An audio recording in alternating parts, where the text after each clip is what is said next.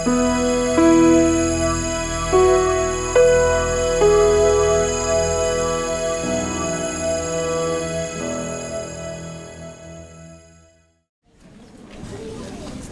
afternoon. For those of you who don't know me, I am Professor Waldrop. I am faculty in the History Department here at Mountain View College. We, the History Department, along with the Organization of American Historians, are sponsoring today's event. We are very happy and very fortunate to bring to our campus today Dr. Dinah RAMEY Berry.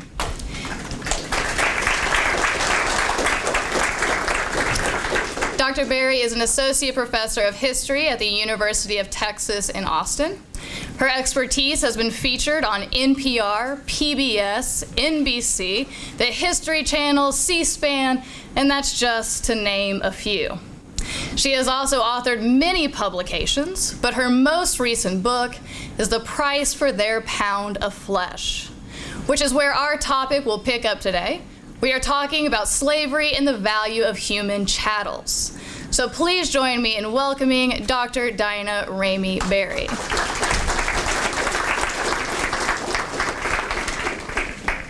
Thank you, Professor Waldrop, for your introduction, and thank you for having me. I'm very happy to be here. How is everybody doing today? Good. So we're going to talk about some interesting topics about slavery, and we're going to have some time at the end for Q&A. And I want to talk to you about how enslaved people were treated as commodities, how they were treated like a car today, like a used car, how they experienced the auction block, how they were traded and sold, and how they responded to being treated as commodities. And what I'm going to do is to tell you some stories about enslaved people. I'm going to do a little bit of reading and mostly talking about this institution and about some of the research that I've been doing for the last 10 years. So some of this comes from the book that Professor Waldrop just mentioned, The Price for Their Pound of Flesh, The Value of the Enslaved, From Womb to Grave in the Building of a Nation. That's the full title. So I want to begin with a story of a little girl named Rachel, an infant. In 1854, Rachel, an infant, was placed on the auction block. Although she was wrapped in a coverlet and she was asleep, her face was exposed. An enslaved man had delivered her to the auction on the instructions of his enslaver. Rachel was about 1 year old, and she was for sale. As the enslaved man sat on the courthouse steps with Rachel, waiting for the noon hour, which was the time that most auctions took place, one wonders how he felt. How did this man feel bringing this enslaved infant to the market? Was it excruciating for him to carry out his enslaver's demands and bring little Rachel to the market? Or was he unmoved? What kind of exchange had he had with her parents? Did he feel partially responsible about what was about to take place? Imagine trying to keep an infant quiet and calm, especially after being separated from her mother, and handing her over to the auction block. While the enslaved man sat there holding Rachel in his arms, a Reverend Nehemiah Adams, a visitor from Boston who was on a 3-month tour of the South, came over and approached the man to ask him a few questions. Adams was startled to see an enslaved man holding an infant, so he asked, "Is the child sick?" Adams asked. Responding with deference, the man replied, "No, master, she's going to be sold."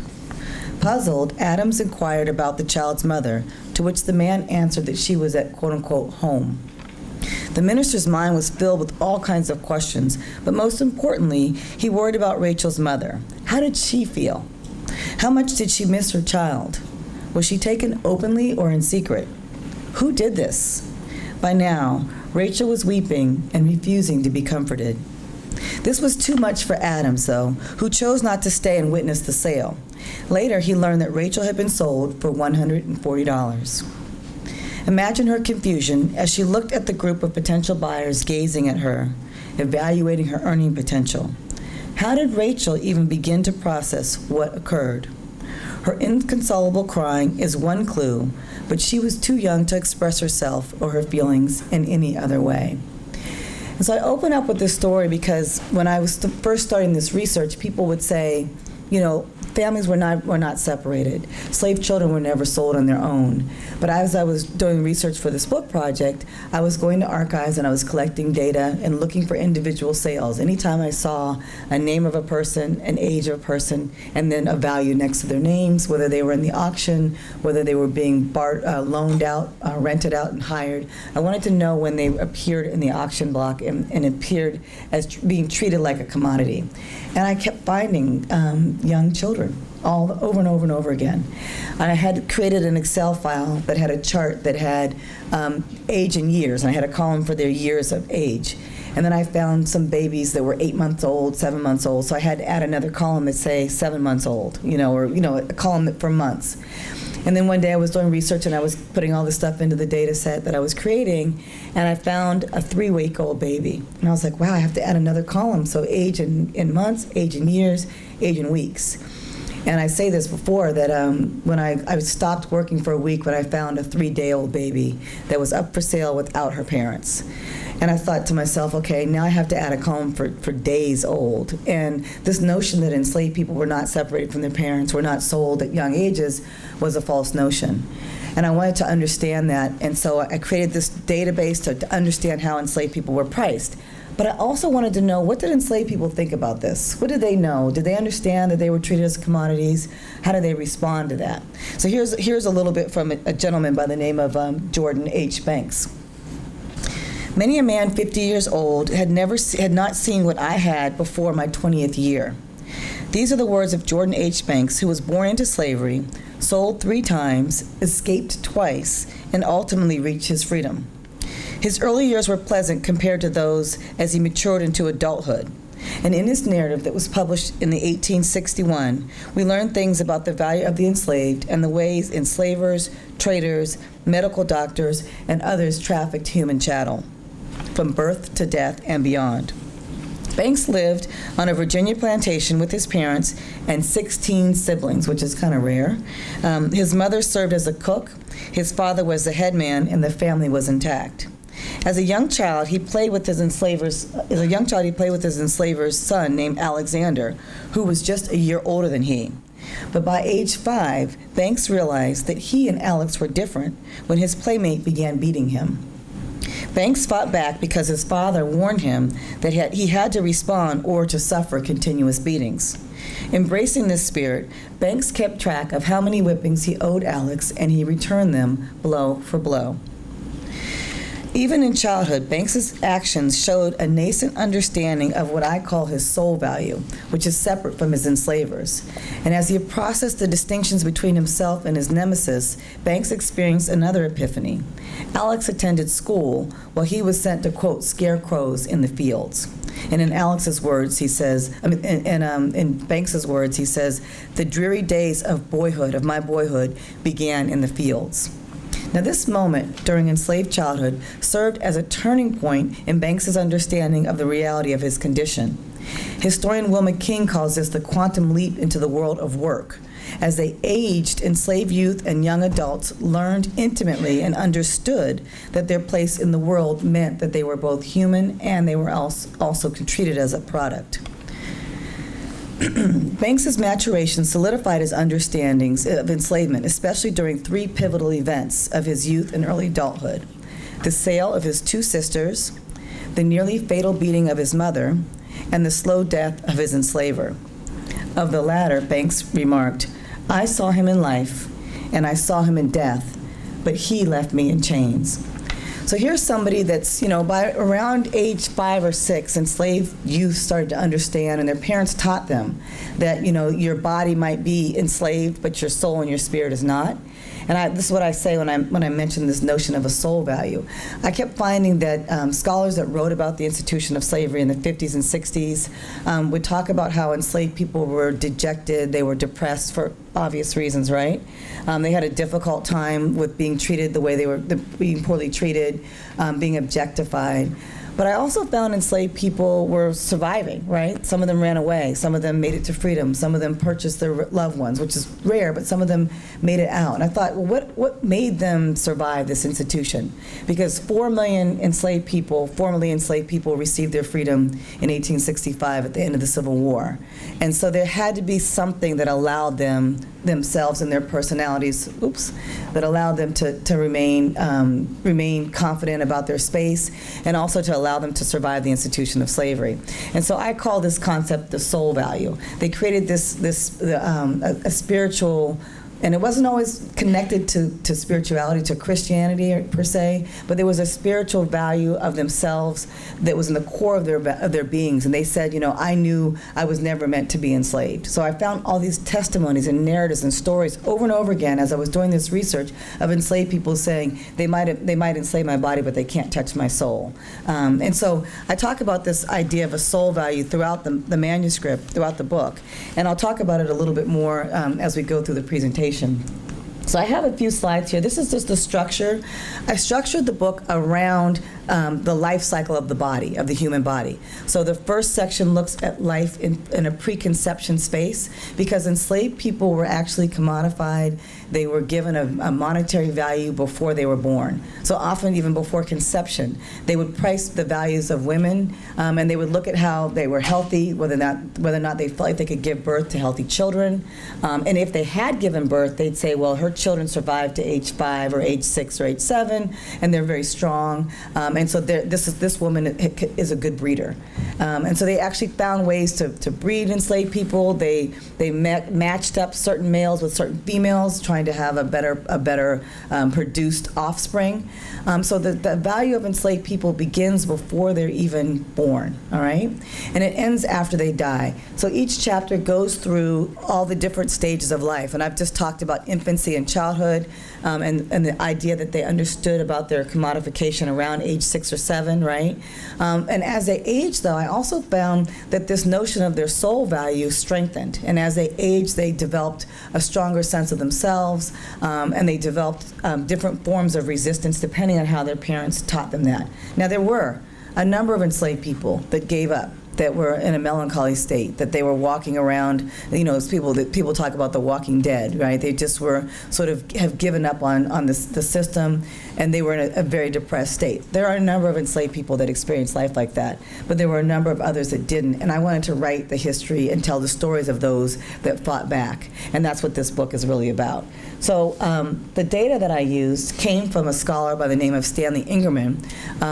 He wrote a book with another scholar, Robert Vogel, called Time on the Cross in the 1970s. And this study was what they call a cliometric study, which is a study of the economics of slavery.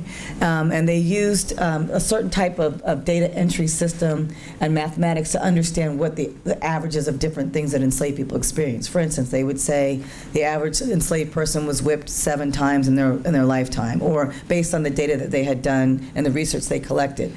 The book was very controversial because I'll say this, there was very little slave voice, enslaved people's feelings or thoughts were put in it, and it was just basically looking at the productivity or the lack of productivity of the institution of slavery. All right, but it was a watershed publication. It was a very important publication, and I gave a talk a few years ago at Duke University, and he was in the audience, and it was a talk on political and economic histories of slavery, and I was supposed to talk about the value of the enslaved, and I had been doing research throughout the South. I had been collecting data on slave prices, as I mentioned. I was using this little database, and I think I had about 8,000 or 9,000 figures of just people all over the South. And when I was going to write the paper, I realized that I was trying to look at how enslaved people were valued at the end of their lives. And I found that some enslaved people were valued right when they died, or at death they were valued. And I found this through records of those that killed themselves the night before they were being sold. And so I wanted to understand, what did this mean? What do we understand about slave suicide? There's a scholar named Terry Snyder who writes about this, and she completed a book on it. But I kept seeing that there was a number of deaths that were the night before they were being sold or traded. And I said, that says something to me about them. They didn't want to be sold to this person. They didn't want to leave their family or their community that they had grown up in, right? But the fact that they would be willing to take their own lives, either in the auction block or before the auction block. And so I presented this paper and I said, slave people had different values than the numbers that you guys wanted to hear me say today. And this is what I was saying at Duke. And I said, they had different values. They had a different value system than we're recognizing. And so he came up to me afterwards and he said, listen, that book that you're trying to write is a book that we didn't write, but it's a book that I've been waiting for 30 years. I have some data that I think might be useful to you. And then he donated, literally, about 55,000 individual slave valuations based on records that he had been doing with his colleague 20 years before that. So this was kind of rare. Scholars don't give over data sets that often, but it was a really big academic gift, and it allowed me to then go back and analyze and see what do we know about slave value. So here's what I found. The data that I use is based on about 80,000 figures of individual slave values. Now, some of the values that I have are appraisals, which is basically what they think somebody might cost, right? It's an appraised value, just like you go get your car appraised or your house is appraised, and that value can change whether you upgrade, change your countertops to marble or something. There's ways that your house can be upgraded, right? So enslaved people were appraised every single year in their what we call estate inventories, and we have these records, so these large ledger books where enslavers would keep track of all the values of their enslaved people for tax purposes and also for other health and for the sales of them. So we also have sale values, and those are the market values where they were sold at the auction block or the price that somebody paid for an individual. And usually an enslaved person's highest value is when they're being sold in an auction, when there's a bidding war and they're going back and forth. So we know that their appraised values might be $600, but then if we go to an auction and we look at the auction, the result of that auction, that person might have sold for $900 to $1,000 because it was a bidding war. So the highest value offered of enslaved people was during their prime of their lives and also at the auction. Their prime years were 18 to 30 years of age, but I looked at enslaved people throughout the entire lifespan because most of the scholars that wrote about slave prices talked about the prices of prime male slaves between the ages of 18 and 30. And I thought, well, I know they're valuing women, right? I've seen that they're valuing the elderly. I've seen elderly people, even though the life expectancy for your average enslaved person was about 28 to 32 years of age. So when you think about that, elderly was over 40. If they made it to 40 and over, they were elderly, considered senior citizens at that point, all right? So this is the data set that I use here, that I use throughout the book. And these are the figures that I came up with. I want to spend a little bit of time on this because people always ask me, what does that mean today? Like, how much money were they worth? So based on the data that I used for the manuscript, I converted everything from pounds, sterling, and British currency into U.S. dollars, and I converted it to $1860, which was right on the eve of the Civil War. And then I also made conversions to U.S. dollars here. So the number, which would be more like contemporary dollars. These are based on inflation tables that are done on a website called EHNet, which is Economic History Net. And I also chose the lowest inflation point so that people wouldn't say I was inflating this, and they would say, oh, well, so these figures are very low.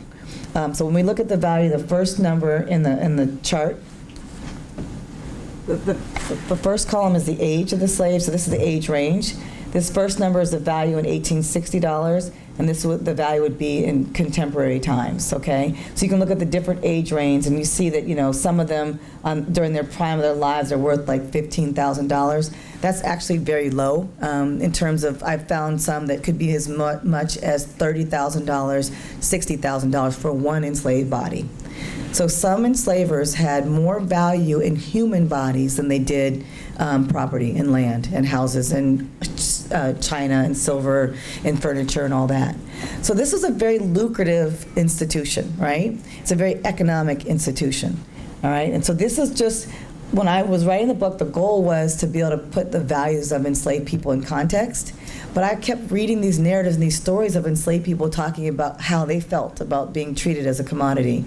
And these numbers here only appear at the front of each chapter. The rest of the book is really about how enslaved people responded and reacted to being treated as a commodity at all of those different stages of their lives, all right? So, what kind of documents did I use? What kind of documents are out there? Where do we find information about enslaved prices? This is just one example of a bill of sale. We can also find values of enslaved people not only in the personal records of enslavers, but also through insurance records. Some people insured their enslaved people when they were going to transport them. They had life insurance policies on them. We also know that they were deeded and gifted. They were transferred in a number of different ways. So we find them through gifts, we find them through wills, we find them through estate inventories, and we find them through bills of sales like these. And here we have information about who the person was, how old they were. Sometimes we have information about their personalities. We know about their dress. We know about whether they have physical injuries. And sometimes when people sold enslaved folks, they would say, they're warranted or guaranteed sound. And they would sometimes have warranties on different body parts, like women's uterus. I found a insurance policy on a woman's uterus. So when she was sold, the person said, well, then she's going to give birth. That's great. But she didn't in 5 years. The person went back and took them to court. So I found these records in court records where they were saying, I purchased her to be a breeding, quote unquote, wench was the term that they used. And she didn't give birth to any children, so I want my money back. And sometimes you see these cases contested in court for 6 or 7 years, and whenever the case is finally laid down, there's interest that's paid on these bodies or body parts as well. So this is, again, very, very economic way of looking at a human being, right? Okay, so this is just one of the documents. I want to talk now a little bit about a few other characters, I would say. One of the other persons one of my favorite persons in the book is a story of a man named Isaac, who was fully an adult. He was probably 40 years old or older, and we find more expressions of their soul values as they age, right? And so Isaac was planning a rebellion. And it was an unsuccessful rebellion because somebody told on him and they never executed the rebellion. So he was taken to jail, and he was very known and respected within his community. And when his minister, who had converted him to Christianity, came to see him in the jail cell to try to encourage him to confess to this plotting of this rebellion, Isaac and he had like a 4-hour conversation. And apparently there was lots of tears. We know about this story because it was written about in a local newspaper. A newspaper editor was there at the time, and he said, the minister came out of the room and he was crying, and he said, Isaac questioned me. He said, Isaac asked me about teaching him about Christianity, but then asking him, isn't God the God, and this is what Isaac says, the God of the black and of the white? Why are you treating me any differently? I'm a human being just like you.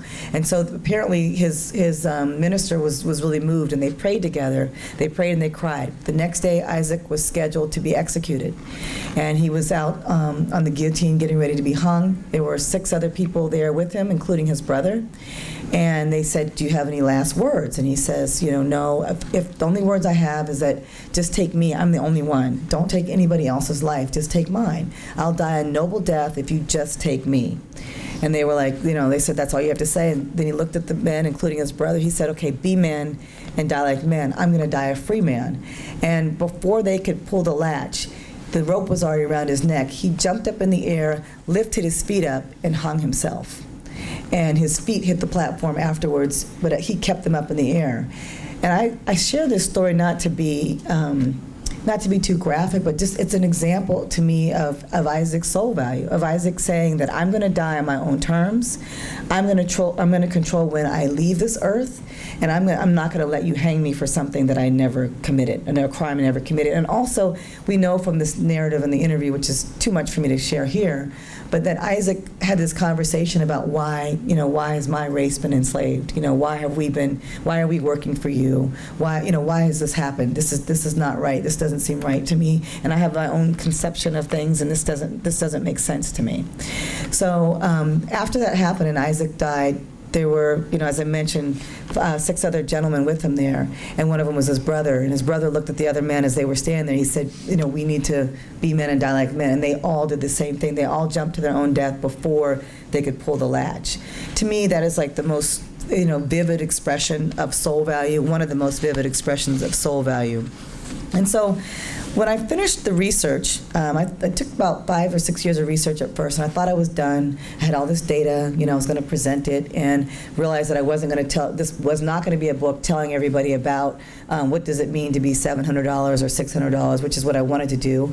But I realized that I had, 80,000 figures, and there were 4 million enslaved people. So this sample that I had, although it's large, it wasn't representative. And I didn't feel like I could make, the kinds of statements that I wanted to make, that I set out to make with the data that I had. So I left them there for those that want that information, and I continued to write this book. And so I found that, in doing research, I found that the price of the bodies at death was interesting. I was like, well, why are they valuing them at death? So when people were executed, like Isaac, and when Nat Turner, for example, was executed for leading a rebellion, the descendants or the owners were given, as I call it, reparations, but the owners that owned him were given money by the state because they executed a piece of his property. So people like enslavers, and Nat Turner's enslavers were deceased because he killed them in the rebellion. But the family received money on Nat Turner's body, which I thought was just fascinating. I also didn't know at the time that Nat Turner was decapitated at the auction block, that his head was cut off. I had no idea. And that kind of took me on another journey. So after doing like 5 or 6 years of research, I thought, I got to know more about this. I want to know, what happened to him. Was he ever buried?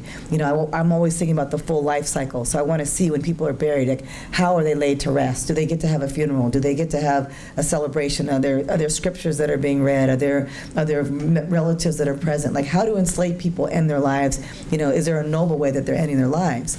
And so I spent a couple of years looking for Nat Turner's skull, and I'll talk about that at the very end, because his skull was recently discovered, literally.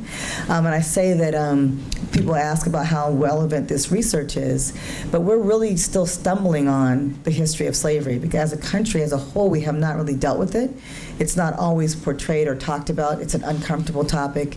It's a gruesome topic. Some people are angry. Some people are embarrassed. Some people are sad. Some people have mixed emotions, and it's a difficult topic. So I'm thankful that you guys are all here to hear about it. But how did enslaved people make sense of their lives, and how did they look towards death? And here's just a quote from a woman named Elizabeth Keckley, who was a seamstress to one of the American presidents. She says here, when she looks at death, at the grave, at least we should be permitted to lay our burdens down that a new world, a world of brightness, may open to us. The light that is denied us here shall grow into a flood of effluence beyond the dark, mysterious shadows of death. And one of Nat Turner's descendants said that for them, when they think about death, Lucy Turner said, sometimes there is a victory in the grave which leads to a bright and eternal heaven where faith, hope, charity, love, and justice shall last forever and ever without ceasing. This is where I thought and where I wanted to end the book, but I discovered that the bodies of enslaved people after they died were then put into circulation again as part of a domestic cadaver trade. And their cadavers were sold to major medical schools here in the United States. And I thought, well, how come I've never read this? So I went back and did some research. There were a few historians that had talked about it briefly. I went to the National Library of Medicine, and I ended up doing 3 more years of research to talk about this cadaver trade. So to make this short, I'll be real brief here so we have time for Q&A. But bodies were, some enslavers, not all, sold enslaved cadavers or formerly enslaved cadavers to medical schools. And there was this illegal traffic of enslaved bodies that were sent throughout the United States, as far as the deep south as Louisiana and as far north as Vermont and Maine. It was a very elaborate system that I tried to outline here at the end of the book in the last chapter. And I'm hoping that other students and scholars will pick up where I left off, because I've really just scratched the top of the surface. But medical schools hired and purchased enslaved men to work as grave robbers and body snatchers, and they would have them exhume bodies out of cemeteries or take them from plantations and bring them to the medical school. This is one of the body bags that was used when if they were taking them on short distance. They would take the bodies out of the ground, put them in a bag, and cart them over to the medical school, and they would sell them. The bodies cost anywhere from $5 to $30, so it's much lower than what we see when they were alive. Obviously, they can't perform the same kind of labor. This is a very gruesome photograph of this is in UNC Chapel Hill. This was probably the janitor that worked at the university. This is an African American body with his head cut open on an outdoor dissection. Now, it's gruesome, but it was also a period of medical discovery. They did not feel, the doctors were not, like, we can look at them and look down upon what they did, but they were actually trying to do research to understand the human body. Now, I'm not making excuses, I'm making it plain, because they didn't feel, a lot of them didn't feel like they were doing anything wrong. They felt like they were just studying, right? And they were using the body to study. I looked at medical notes and research to study about these resurrection men. This is Grandison Harris, picture here at the top. They were so well respected. The resurrection men were well respected for bringing the bodies to the school. These were enslaved men that were owned by these colleges, the Medical College of Georgia, the Medical College of Virginia, and a lot of them were listed as janitors and porters in the records. But they knew more about the human body because for 20 or 30 years they were sitting in on these lectures with their faculty members, right? They were sitting in and they knew how to articulate skeletons. They lived and were enslaved on these university campuses.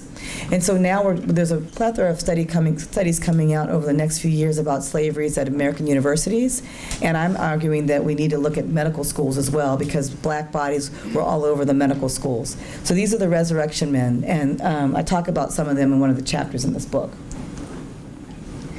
When they had to transport the bodies larger distances, they were put in whiskey casks.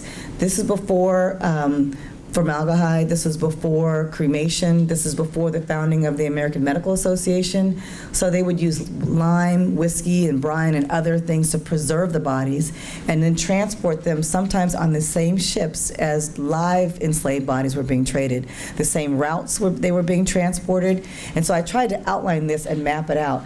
I think that New Orleans was the southern hub and New York was the northern hub of this traffic. But I literally did not even cover New York because I had already done 3 extra years and I needed to get the book done, so I stopped. But there's a lot of material in New York. This is a picture of Chris Baker, the resurrection man from Virginia Commonwealth University today, but at the time it was the Medical College of Virginia. He was working there even into the 1880s when we created anatomical gift legislation, anatomy legislation. We know that the Anatomical Gift Act wasn't until 1968. So this is before you can say, put that little heart in your driver's license and say, I want to donate my body to science. This predates all of that by about 120 years, 130 years, okay? So Chris Baker was working there at the Medical College of Virginia, and this is a picture of him later on that he was used in a case in the 1880s where they were trying to transport a body that had a murderer that had been discovered, and the family said, well, just give it to Chris Baker. He knows how to pack bodies and transport them long distances. So that's what this is, an image from that. I was curious to know, how did Chris Baker and Grandison Harris live, these two resurrection men? When they died, what happened to them? Ironically, Grandison Harris is buried in the same cemetery that he stole bodies from. I think that's just an interesting twist of history, right? Chris Baker actually had a funeral, and I didn't find this record until afterwards, but we have information about his funeral. And there's other resurrection men that I covered that some of these schools had fellowships in their names, like literally in the early 20th century had fellowships in their names, and they had these elaborate services to honor the work that they did at the university. So I'm saying we need to think about how we want to unpack that. These are tickets for the anatomy demonstrations that were done. The students would have to buy tickets to then go to the demonstrations to look at how the bodies were being dissected. And this wasn't cool. They were actually trying to understand different diseases and illnesses. And I always say to my students that it's ironic that during slavery, black people were not treated as human, right? They were treated as subhuman. But then after death, they were used, their human bodies were used to understand medicine. And that's a really interesting contradiction of this institution that we have. It's a very contradictory institution. This is the draft of the Pennsylvania Anatomy Act of 1882, which then had more strict rules and regulations on bodies and trading bodies. And this is sort of as they start to now catalog it, they had to keep records and notes of bodies, and then it later becomes regulated through these ledger books, which now you can see all over the archives, and it has information about where the body came, which schools, to make sure schools were being evenly distributed, the bodies. Was the body cut or uncut? Was it buried? And you really now only can take bodies that have been given. or you can have unclaimed bodies. So you're getting a lot of bodies today from prisons and almshouses. You're seeing that happen even today. If the bodies are unclaimed, then they can then go give them over to dissection. So I wanted to close out with this and to just share a few points. One, this is the Grandison Harris. The reason why we know about him at the Medical College of Georgia is that they found, a number of scholars found, when they were doing a construction project on campus, they stumbled on the bones, right? And they uncovered, vats and vats of bones that had tags on it that they believed these were the same tags that Grandison Harris had collected, 100 years earlier. So they did a special service in 1998, I think it was. I can't read, was it 2000? 1998, yeah, can't see it from here. And they took all the bodies, they put them in a 2,500-pound vault, and they put a special plaque for them, and they had a ceremony where they laid them to rest. The Medical College of Virginia, which is Virginia Commonwealth University, has found bodies. They found bodies in 1996, and they're still debating what to do with these bodies in Virginia. Oops, let me go back. We'll come back to that. I wrote about this in 2 New York Times pieces about the bodies and the body trade. I presented this in class at UT, and students were looking at me like I was crazy. And then I was talking about body parts and souvenirs being in circulation, and they were like, "This woman is she's just too far into her research." And then a student raised his hand. He said, "Well, I just want to say that I come from 4 families of medical doctors, and we have a purse of human skin, and some of the skin is African American." And then the whole class was like, "Oh my gosh, she's not making this history up." And so I asked him, I said, "Well, will your father, or can you bring that in? I know it seems sick, but would you ask, And so he went home and he asked, and his father said no. And I said, "Well, what about a picture?" And they said no, and that was the end of it. But it was a really interesting teaching moment for me, because I've been doing this research. I was in this process of tracing Nat Turner's skull, trying to find where it went. And I did find that it went to a number of medical schools. And I found schools where some of the doctors and the students wrote about, we looked at Nat Turner, the rebel Nat Turner's skull, and they talked about this in their lecture notes. And so I thought, well, I traced around where the skull went, and I kind of got stuck in Gary, Indiana. I found this gentleman, which you'll see a video of in a second, Richard Hatchard, who was a former mayor of Gary, Indiana, that supposedly was saving the skull to put it in a museum. And so I thought that this is where the skull had led me. I'd been tracing it over 400 some odd miles, all these different medical schools. And I found his number. I called him. I said, "Hey, I'm doing research," told him who I was. And I said, "Do you have Nat Turner's skull?" And he said, "I will neither confirm nor deny." And I hung up the phone. I told my husband, I said, "He's got the skull." Because there's no way. Why would he? If he doesn't, he'd say no, right? This is what I thought. So I was like, okay, well, it was a dead end, and I had to end the chapter just saying, well, we don't know where Nat Turner's skull is. Hopefully it will be connected to his family, and he can be laid to rest. About a year after the book was done and while it was in production, there's a story which I'll show you in a minute, where Richard Hatchard did come forward, and he did have the skull, and he turned it over to the family. Okay, we'll see that in a second. So after I wrote the New York Times piece, I got all kind of emails and people trying to tell me about their relatives or descendants. My 2nd or 3rd great-great-grandfather was a doctor. I have skulls. Here's a website where you can buy them. And I'm like, I'm not trying to collect bones. I'm just trying to write history. I'm just a nerdy historian. I'm not trying to collect the bones. I just want to tell this history. So these are documents from today, right? And here's the article about the Medical College of Virginia, or VCU, trying to make decisions about what to do. The Smithsonian has written about Grandison Harris and his activities.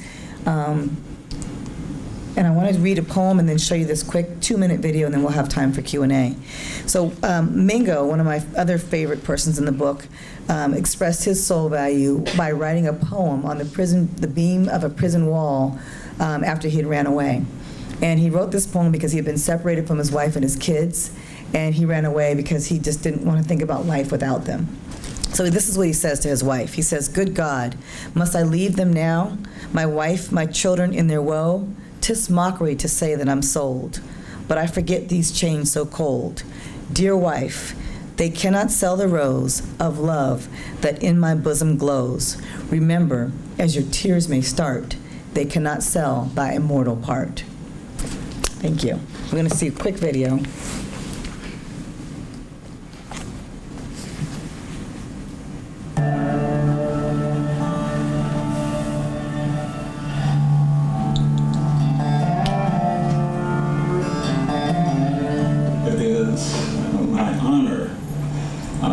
present this remains to you. Being able to hold that piece of his body that he couldn't own for himself, we'll be able to treat it with the respect and honor that it is due, that we're going to be able to give him the burial that he deserves. We're here representing the generations before us. We're just messengers. Sure.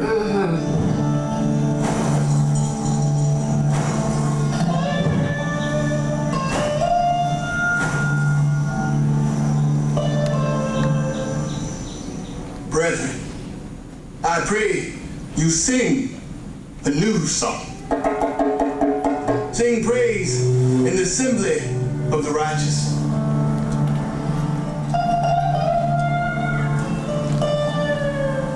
Thank you for giving him back to us and for letting us take him home.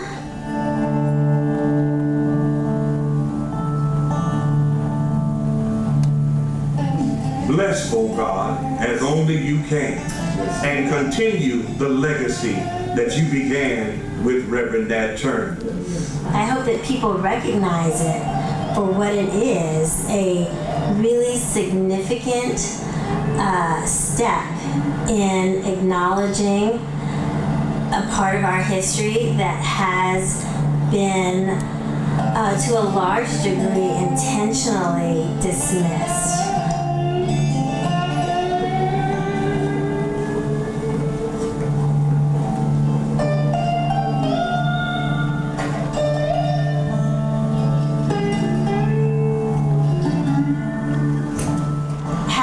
This piece of Nat Turner's body to bury and to treat as a man is a huge blessing for us, because it will be significant to all of those families who don't have the bodies of their ancestors.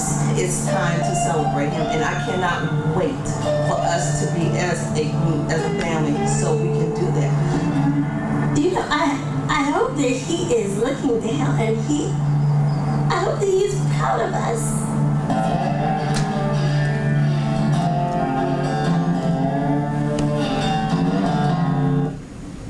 Thank you very much.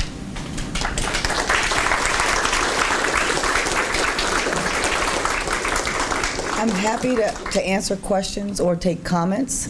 One of the things I've learned over the years is that people have really interesting responses to this work. And it's not a happy history. I try to find places where enslaved people found joy, when they found love, because I wouldn't have been able to write this. I wouldn't have been able to spend 10 years with this if I didn't find a space, to see how they survived or see when they laughed. Did they have joy? Where do they have it? I needed to know that some days, because doing this kind of research and finding stories like this can be disheartening, and it can be hard, and it can be difficult to research. So I just want to say that no matter how you guys receive it, I respect how you receive it, and I want you guys to respect each other on how you receive the work. So I'm happy for comments or questions on any aspect of the history of slavery, even beyond what I've talked about today, and I hope I can answer questions.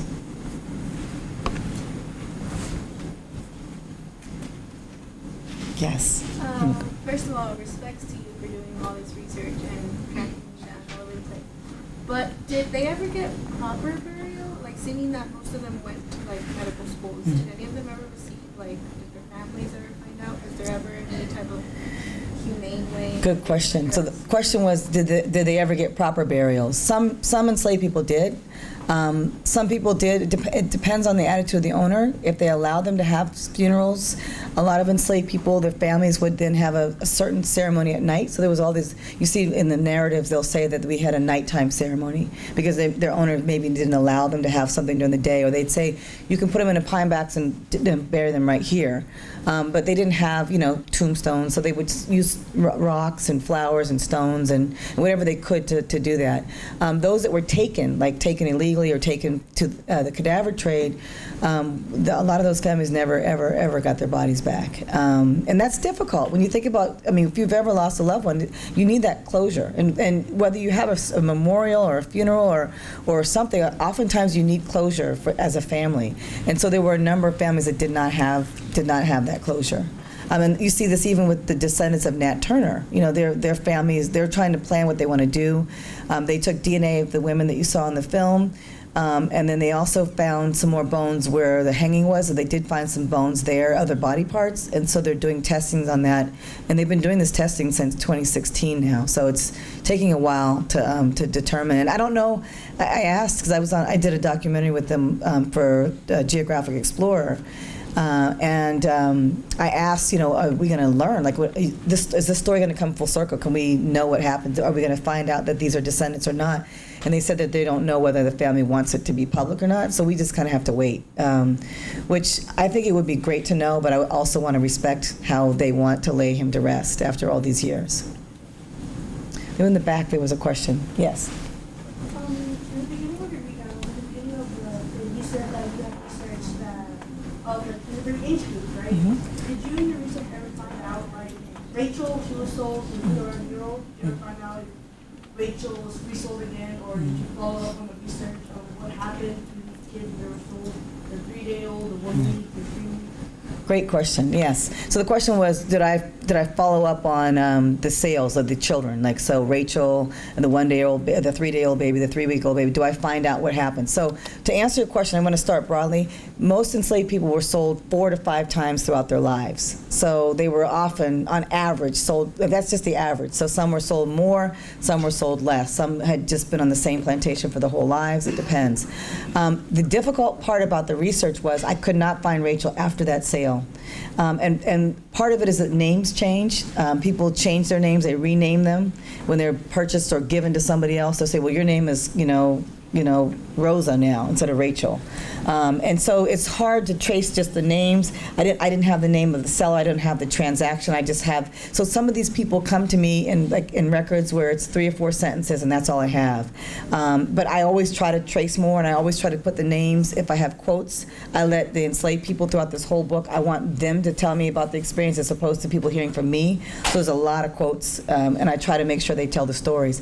There are some though that I'm able to trace and follow. I was able to trace a few and saw that one family made it to freedom, and they made it to freedom in Canada, and only because they had made it and did a narrative. An interview was done of some of the relatives when they made it to Canada in a published book. So I was able to connect the dots there, which is rare, very, very rare to do. After slavery, there was a number of blacks that were trying to find their relatives that they were separated from, and they put these ads in newspapers called information wanted ads, which was about 150 characters or 150 words where they could say, I'm looking for, you know, my son, he was sold when he was 12 years old. This is what he looked like. He had a scar on his right shoulder or forehead or something. Some of these ads were placed 30 years later. Like he was, you know, 5 feet tall, but that was 30 years ago, you know. But it just shows that these families were still trying to connect with their relatives and trying to find those that were separated from them. So I don't have all of it. It's like a hodgepodge. It's like putting together pieces of a puzzle that don't always fit. That's a good question, though. Other question? Yes, ma'am. Was there any kind of medical advancements found and used from them doing the research on the anatomy of the slaves? Absolutely. So was there any research or medical advances because of doing research on slaves? So some people may have heard of J. Marion Sims. He was the father of what they call American gynecology. He actually experimented on 4 enslaved women's bodies while they were still alive. He did all kinds of surgeries on them, and he found a way to deal with a condition called vaginal fistula. And they also used and developed the speculum based on enslaved women's bodies as well. There's a scholar by the name of Deidre Cooper Owens who did a book called Medical Bondage that just came out, and she writes about all the medical discoveries related to enslaved people's bodies. But when you look at the records from the medical students, I looked at their research notes, and they said, well, we cut open the body, and one of them said I'm so surprised that the insides look the same. They just assumed that because they were black, they wouldn't have, the kidneys, livers, heart. They didn't expect to see the same things inside. And they said, oh, well, it's no different. And so they learned about diseases and different medical anomalies and a number of, we haven't really cataloged all of the contributions, but we do know that the majority of the cadavers that were used in the 19th century, and even up until the 1930s, 20th century, were black bodies. We do know that. And we can definitely confirm that through a number of scholars' research, not just the research that I did. Yes? Were there any scholars at the time who recognized the contradiction between using their bodies and considered they thought they were so human? Yeah, great question. Was there any people at the time that recognized the contradiction of not looking at enslaved people as human? And not really. The only place where I didn't see any medical doctors questioning that. I think they felt like the bodies should serve them. So they looked at it as like, well, this is what enslaved and black bodies do, they're for our service, so therefore we're justified in this. So I've seen some of that. I have seen a lot of this was on the eve of racial science, so they were trying to understand, like, are blacks, is their skull size smaller, their brains, they were doing all this is before eugenics, but they were sort of answering these questions through this research. The only place where I've seen some reflection or self-reflection, one of the few examples I can give you is a plantation record that I found where this master he wrote in about all the work that the enslaved people were doing in the fields.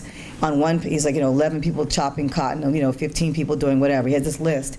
And then on the next page, he had like these scriptures where he was like sort of repenting. And he would like write these repeated scriptures over and over again. The next page would have the labor that they did that day. And then, so it was like he was struggling with it. We've seen that some of them struggle with the contradictions in their letters and their diaries, in their personal diaries that they didn't expect somebody else to read. They'd say, we whipped so-and-so today and I feel really bad. She nearly died. So-and-so is going to nurse her back to health or something. So you see some of that, but it really depends on the attitude of individuals. We don't, and it varies. It really does vary. And it's also hard for us as scholars because it's really about what documents survive. So we're only talking about what survived. That doesn't mean that there aren't people out there that struggle with that wrote about it. We just don't have access to those records yet, or they haven't come to the surface, or a family member has them in their basement and doesn't realize that it's a treasure trove waiting to be studied by scholars like me. But so there's so much more that we're going to continue to learn about this history and about stuff that happened 200 years ago as new documents and technologies come to pass. They just found that slave ship off the coast of Alabama, which was the last slave ship, and they can do studies on that, and we'll learn more about the Middle Passage experience, maybe, although it had been burned, so it's the charred remains of a ship, but we still may learn something about how those people experienced the journey. Thank you. Other questions? Yes. One of the chapters on the slide was entitled Ghost Value. Oh, yeah. So ghost value is a term, I talked about appraisal values, sale values, soul values. The other term I use in the book is ghost values, and that's the value of the cadavers that are being traded. So that's just a term that I made to call it something. Yeah. And there's a value at death, which is an actual value that I consider that, and then the value of the bodies in circulation after death, ghost values. But I didn't do a database on that. I didn't collect those figures. I do know there's a few scholars that are doing work. There's a scholar at the University of Buffalo. There's a scholar in Liverpool, Stephen Kinney, that's doing some work on black bodies in medical science, and I think that they're looking at some of the deceased cadavers that I talk about here as well. So I think you're going to see a lot more work in this area. It's changing the way we understand slavery. A little bit, because I think people thought slavery ended, when somebody died, and not that they were treated as a commodity afterwards. Other questions? Oh, yes. How can we get access to your book? So my book is it's actually easily accessible. You can buy it online through my publisher, which is Beacon Press. You can buy it at any independent bookstore, and you can also buy it on Amazon. It's usually pretty cheap. I think it's like $11 or $9 on Amazon. It just came out in paperback, so that's going to drive the prices down. But most bookstores, Barnes and Nobles should have it. Local bookstores around here, but you can buy it online and have it sent. Thank you for asking. Other questions or comments?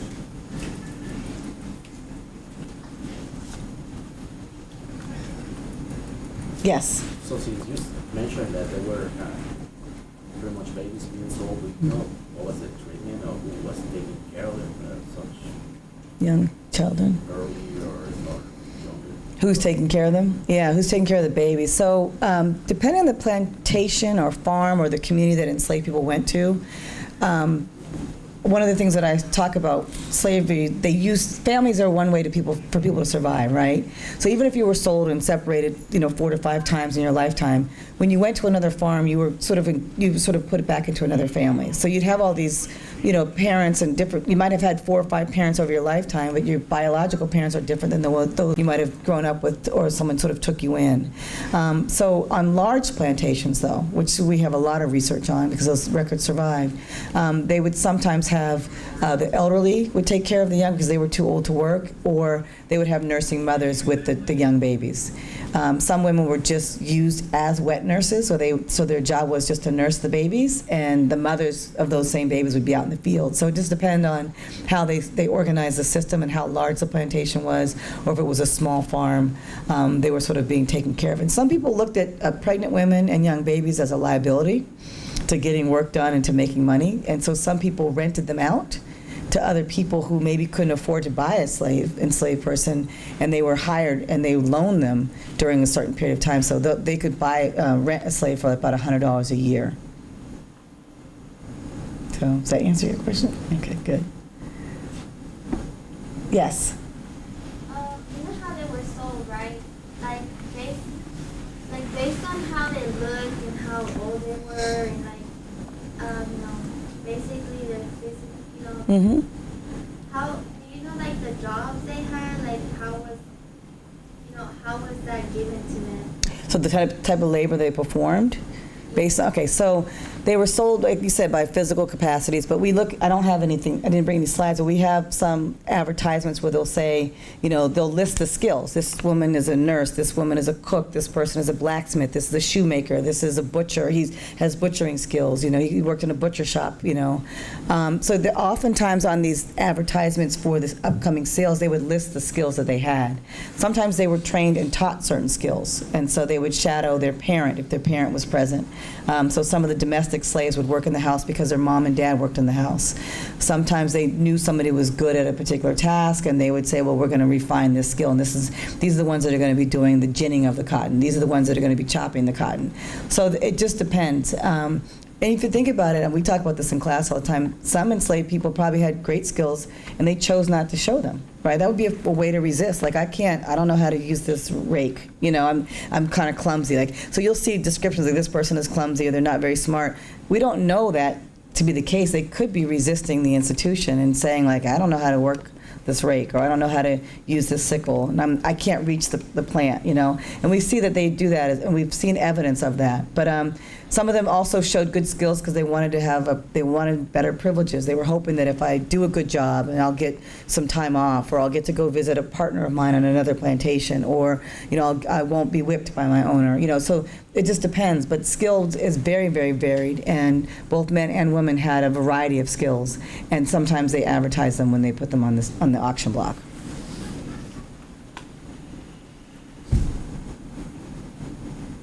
Other questions? Yes. Did you ever run into any stories of any slaves that were put out there in the market but they weren't sold? Yes, very good question. Slaves that were not sold, they were put in the market. That happened mostly to the elderly, or people that had some type of, they were differently abled. We do know that there were slaves that had, about 10 to 12% of the population had some type of disability, whether it was something that they were born with or it was something that happened as a result of an injury. So it was more difficult to sell those individuals. The elderly, sometimes they would be listed as no value, and they would just be thrown in okay, you're going to buy these 4, we'll throw this one in as well, because they can't sell them.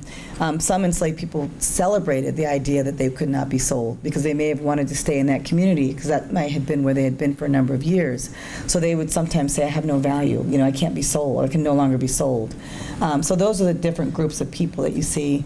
Women that were barren is the word that they have. I have a ad in here where they have this, all these slaves are sound and guaranteed except for slave number 29, because her menses are irregular and she has not given birth. like literally saying stuff like that in public records that are posted throughout the South. So that would be someone that they're full disclosure, and if you want to purchase her, you can, but you know that she's not going to be someone that you can use for breeding. Other questions? Yes? Does the term, the urban legend night doctors somehow relate to this? Yes, resurrection men, night doctors. Yes, that was another term that absolutely comes from this. So it wasn't an urban legend? No, it's not an urban legend. That's a very good question. They talked about night doctors, night raiders, resurrection men. There was a couple other slang terms that they used for them, but these gentlemen are who they were referring to during the 19th century. Good. Other questions? Yes.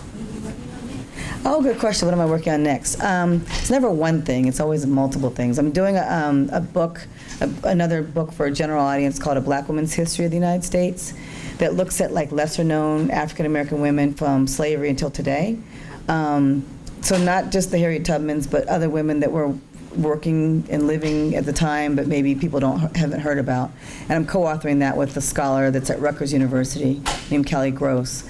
I'm also doing a book called, I don't have the full title, but it's The Myths of Slavery. So all these, and that's a total popular book, sort of like a coffee table or bathroom book.